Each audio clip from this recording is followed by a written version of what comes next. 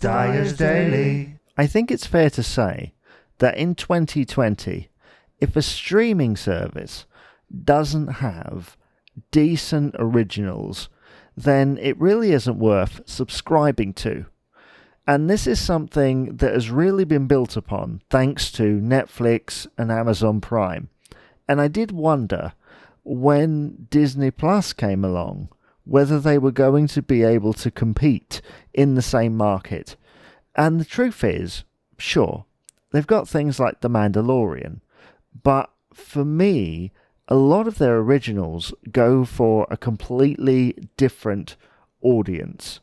You've got the likes of It's a Dog's Life with Bill Farmer and Be Our Chef as well, which are extremely Disney and very family friendly, and that's not a bad thing. Not a bad thing at all. In fact, if I was to pick one show that I have seen so far on Disney Plus that was an original, it is the wonderful, vibrant show that is The World According to Jeff Goldblum.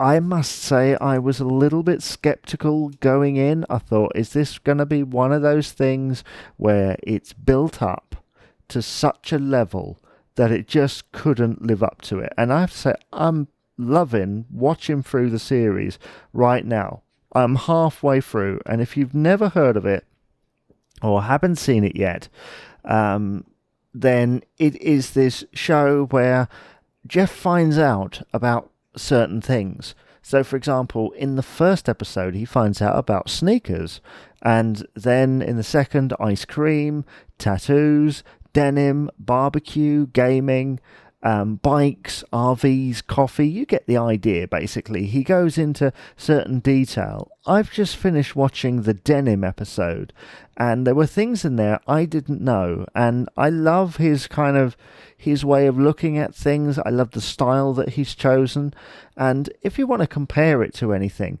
it is almost like Disney's version of Somebody Feed Phil with Phil Rosenthal on Netflix.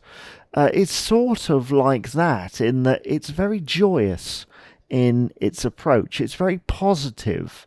He never kind of looks at anything in a negative light. It's very positive and very vibrant.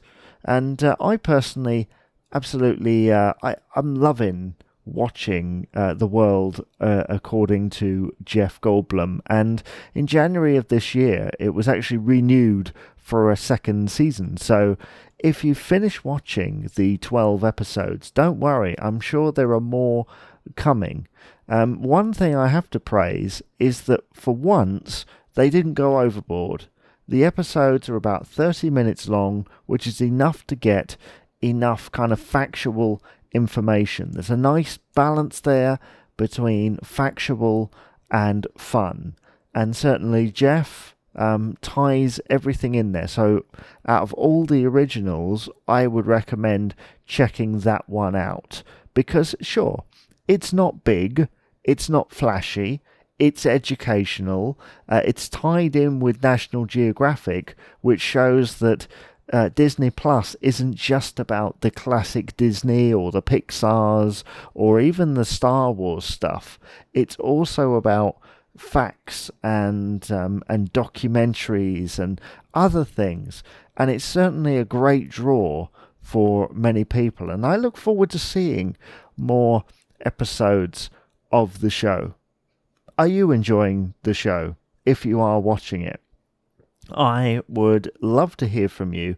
Please do get in contact and tell me what you think of The World According to Jeff Goldblum. I must say that before that I hadn't actually seen any of his films, so I wasn't swayed by that in any way.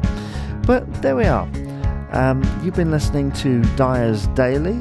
Please remember to rate, comment and subscribe on your favourite podcast provider, and also give me a follow on Twitter at JamieDyer89, and I'll see you on the next podcast. Have a great day. Bye bye for now.